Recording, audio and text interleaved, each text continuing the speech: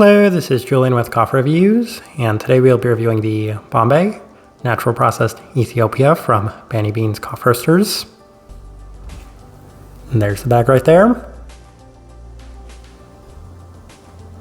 And Banibeans, based out of Ljubljana, Slovenia, and they were a suggestion to us by Ljubljana, so shout out to and thank you to Ljubljana for the suggestion. This coffee did feature in a recent blind taste test rankings video, where it finished third place out of 4 Banibeans coffees on that day. And typically when trying a new coffee roaster for the first time, we like to include one of their natural processed offerings as well. So we will see how this natural turned out. This right here is day 44.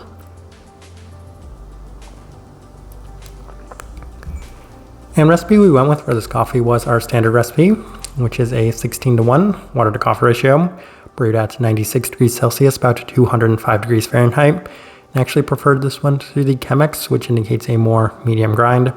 Roast profile for this coffee, as I always say, it's a little bit more difficult to tell when it comes to natural processed coffees.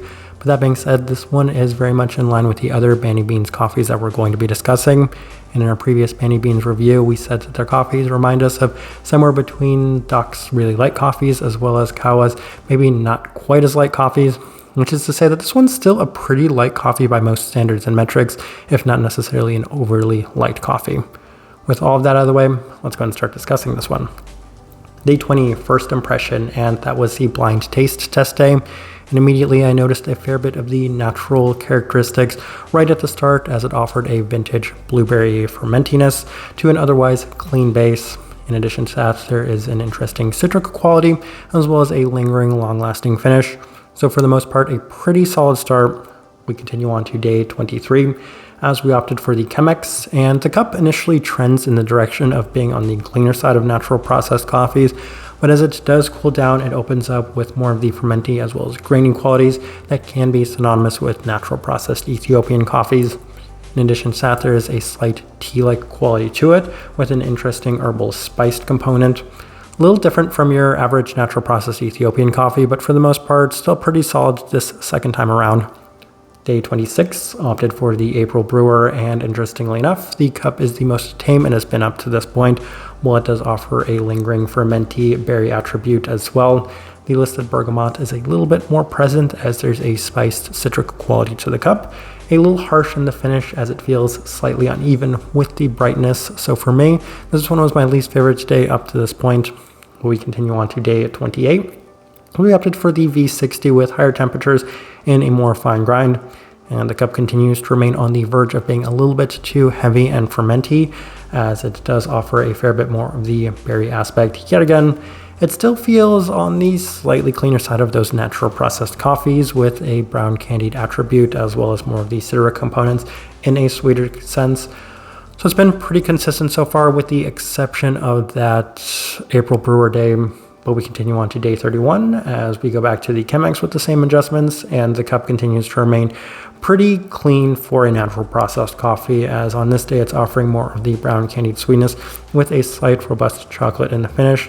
Still very, very berry forward with a high level of sweetness, but it's been consistent, and I think that this was probably my favorite day of this coffee, as from this point going forward it wasn't necessarily the best, as on day 33 we opted for the V60, and it's at this moment it finally reached that level of being a little bit too strong and fermenty, as it offered so many of those fermenty berry attributes on this day, with a strong citric grain quality now in line with the listed orange blossom bergamot that they have. As a result, it was a little bit of a sacrifice in terms of that clarity, with plenty of the berry forward attributes, but still a little bit of just too much of them in this cup. Least favorite day up to this point, but we continue on to day 36 as we tried the same thing with the Chemex, and it was a little bit better than the previous day, though it was still offering so many of those really strong and intense berry aspects of this one. A little less of the fermentiness, and that's the reason I preferred this brew method, was because it didn't have those same really strong fermenting attributes. Cleaner side of the berry for this one, with a slightly bitter citric finish. Day 39, one more try with the same recipe, and it does continue to skew heavily in the berry fruits direction, with a complementary citric attribute as well as a slight bit of sugary stone fruits. Relatively clean to what you might expect for a coffee that was this intense, but for the most part it was a little bit more intense. All right, let's go ahead and put up the tasting wheel so you can see what we're getting. And we have one level 5, so let's go through that one real quick. And that, of course, is the berry fruit at that level 5 mark.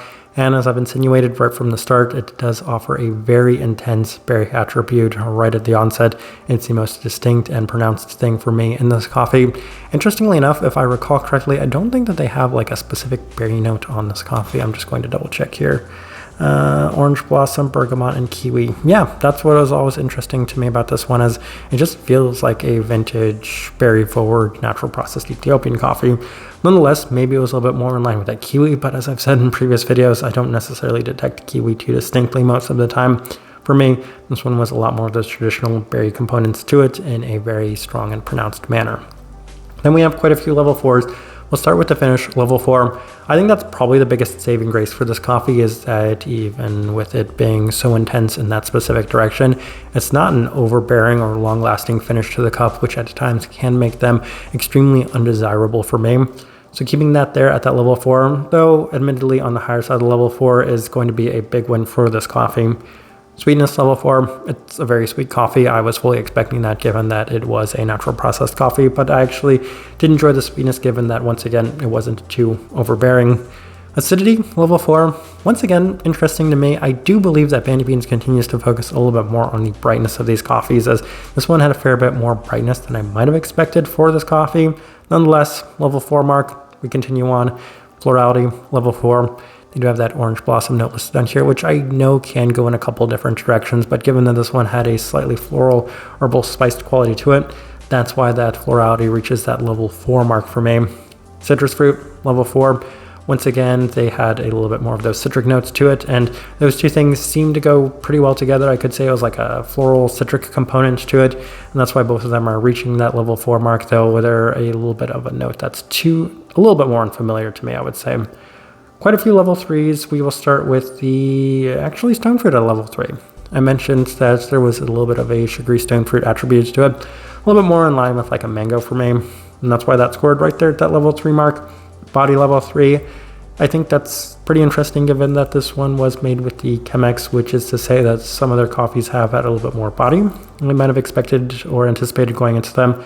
This tasting wheel, once again, made alongside the other Banibeans coffees that we're going to be discussing, which is to say, even with that Kenyan scoring level 4, this one still had a fair bit of body and texture to it.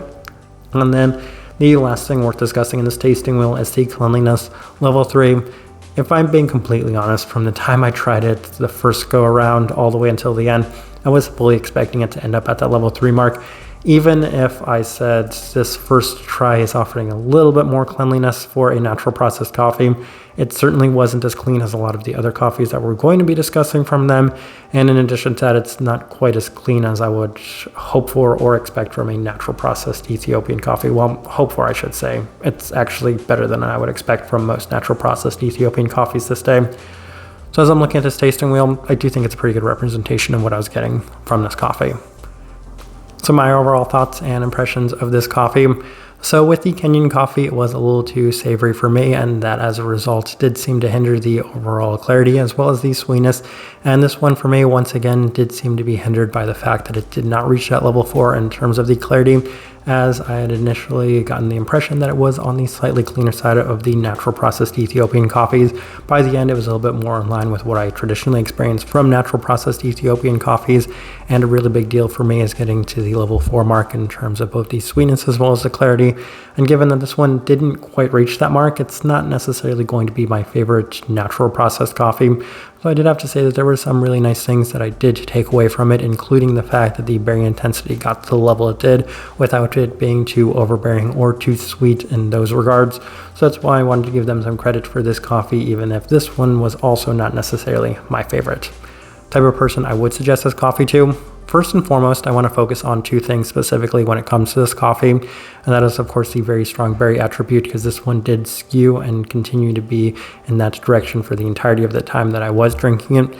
But in addition to that, it continues to offer a little bit more of those bright qualities, as the acidity, being at the level 4, was an interesting thing for me on this coffee, and something that continues to be a theme with this coffee roaster.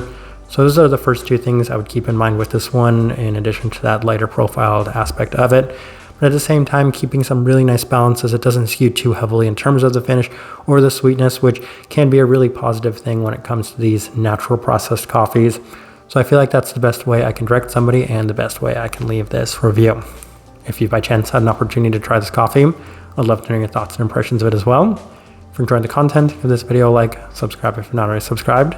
This right here has been a review of the Bombe natural processed Ethiopia from Banibeans Coffee Roasters. Thank you for watching.